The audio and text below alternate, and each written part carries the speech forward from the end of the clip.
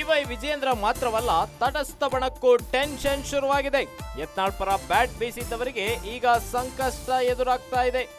ಬಂಡಾಯ ಹಿನ್ನೆಲೆ ರೆಬಲ್ ಯತ್ನಾಳ್ಗೆ ಎರಡನೇ ನೋಟಿಸ್. ಶಿಸ್ತು ಸಮಿತಿ ನೋಟಿಸ್ ಕೊಟ್ಟರು, ಯತ್ನಾಳ್ ನೋ ಆನ್ಸರ್.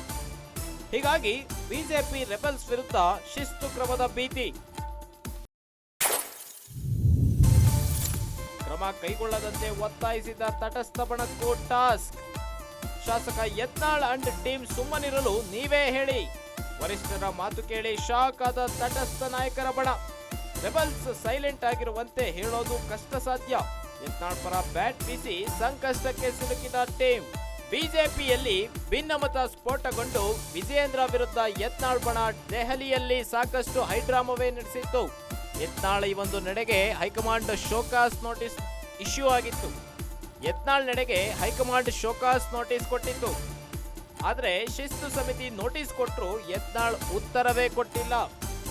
ಹೀಗಾಗಿ ಬಿಜೆಪಿ ರೆಬಲ್ಸ್ ವಿರುದ್ಧ ಶಿಸ್ತು ಕ್ರಮದ ಭೀತಿ ಎದುರಾಗ್ಬಿಟ್ಟಿದೆ. ಹೈಕಮಾಂಡ್ ಬಿಜೆಪಿ ರೆಬಲ್ಸ್ ನಾಯಕರ ವಿರುದ್ಧ ಶಿಸ್ತು ಕ್ರಮ ಕೈಗೊಳ್ಳುತ್ತಾ. ಬಂಡಾಯದ ಹಿನ್ನೆಲೆ ರೆಬಲ್ ಯತ್ನಾಳ್ಗೆ ಎರಡನೇ ನೋಟಿಸ್. ಹೀಗಾಗಿ ಬಿಜೆಪಿ ರೆಬಲ್ಸ್ ವಿರುದ್ಧ ಶಿಸ್ತು ಕ್ರಮದ ಭೀತಿ ಎದುರಾಗ್ಬಿಟ್ಟಿದೆ. ಕ್ರಮ ಕೈಗೊಳ್ಳದಂತೆ ಒತ್ತಾಯಿಸಿ ತಟಸ್ಥ ಬಣಕ್ಕೆ ಟಾಸ್ಕ್ ಕೊಟ್ಟಿದ್ದಾರೆ ಹೈಕಮಾಂಡ್. ಶಾಸಕ ಯತ್ನಾಳ್ ಅಂಡ್ ಟೀಮ್ ಸುಮ್ಮನಿರಲು ನೀವೇ ಹೇಳಿ. ವರಿಷ್ಠರ ಮಾತು ಕೇಳಿ ಶಾಕ್ ಆಗ್ಬಿಟ್ಟಿದ್ದಾರೆ ತಟಸ್ಥ ನಾಯಕರ ಬಣ. ರೆಬಲ್ಸ್ ಸೈಲೆಂಟ್ ಆಗಿರುವಂತೆ ಹೇಳೋದು ಕಷ್ಟ, ಬಿಡೋದು ಕಷ್ಟ. ಯತ್ನಾಳ್ ಪರ ಬ್ಯಾಟ್ ಬೀಸಿ ಇದೀಗ ಸಂಕಷ್ಟಕ್ಕೆ ಸಿಲುಕಿಬಿಟ್ಟಿದೆ ತಟಸ್ಥ ನಾಯಕರ ಗುಂಪು. ಬಿವೈ ವಿಜೇಂದ್ರ ಮಾತ್ರವಲ್ಲ, ತಟಸ್ಥ ಬಣಕ್ಕೂ ಟೆನ್ಷನ್ ಶುರುವಾಗಿದೆ.